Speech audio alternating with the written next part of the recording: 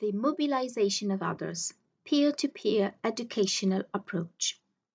Peer-to-peer education refers to that educational proposal through which, in a group, some individuals, peer educators, are chosen and trained to play the role of educators toward the others' members, from whom, however, are perceived as similar to them in terms of age, working conditions, cultural origin, experiences, etc. It is based on two principles. First, an accurate, careful, and specific needs assessment as it is carried out by the young people directly involved and protagonists of a given situation without any interference from adults or others. And second, credibility of the intervention because it is carried out by peers. The strategy of this tool is in fact to exploit the relationship of mutual and continuous influence that occurs within a group of peers. Peer educators are people with a common interest who are trained to develop appropriate knowledge and specializations and to share this knowledge in order to inform and train others and disseminate similar skills and abilities within the same interest group. The ideal peer educator is a young person loved by his or her peers who has a large social network, is reliable, credible, and other young people turn to him or her for advice. He or she must be an innovative person used to introducing new ideas and behaviors in his or her peer group, but at the same time he or she is not too radical or external to the group to the point that the other young people would not be willing to listen to him or her. This person is usually referred to as a born opinion leader. The characteristics of peer educators refer to the key concepts of life skills or soft skills, and in fact, the key elements that distinguish them are leadership skills, communication skills, empathy, non-judgmental attitude, assertiveness, self-confidence, ability to work in a team. The effects of peer education programs, also called education amongst peers, also fall on the same educators among peers as well. These, in fact, greatly benefit from participation in training through which they consolidate skills already possessed, such as, for example, leadership, and develop new ones, such as the ability to work in a team. The skills they enhance are useful in the short term to interact effectively with peers, but also represent a capital to be spent in the future in the professional field. Furthermore, it is common for them to receive more respect and appreciation from the family and the community. This experience, therefore, helps them develop self-confidence and increase their sense of empowerment.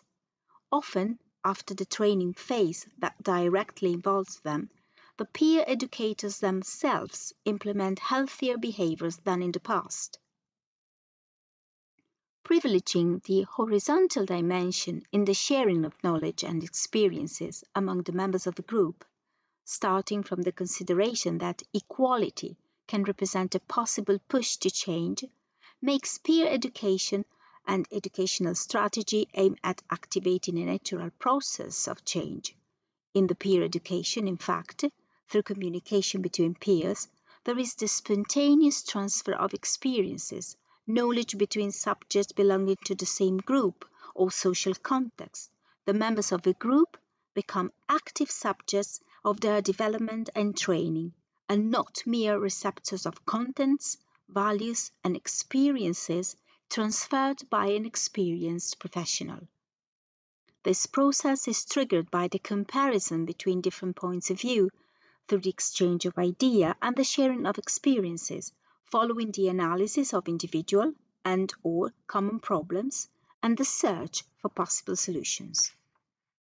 In recent decades, peer education has been linked to the different aspects and contexts, such as, for example, training interventions aimed at HIV prevention in a group of adolescents.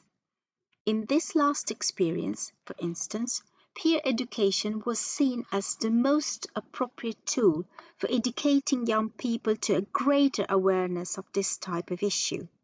Having the opportunity to recognize oneself in the experiences of one's peer, in fact, can have a greater incidence than having to observe certain attitudes suggested by an adult.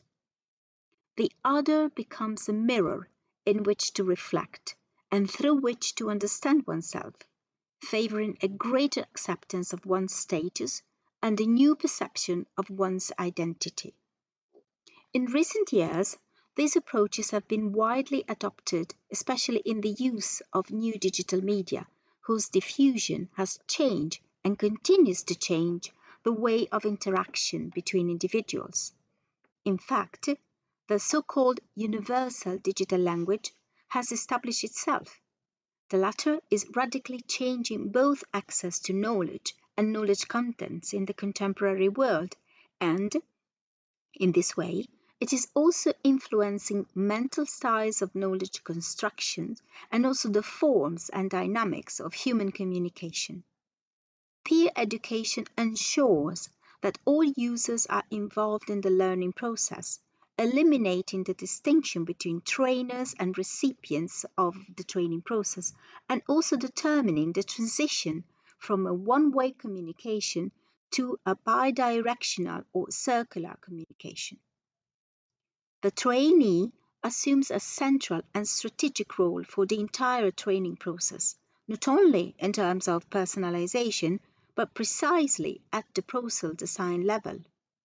The people involved become readers and writers of the whole process at the same time, with a consequent growth of each member of the group.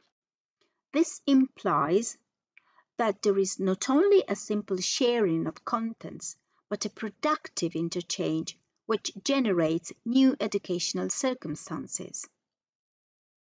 In this sense, we can speak of a real learning community in which each contributes cooperatively to the construction of knowledge, creating a climate of mutual co-constructions thanks to tools and precise provisions that guide each member of the group to a greater awareness of the environment they belong to and of the actors involved in the learning process.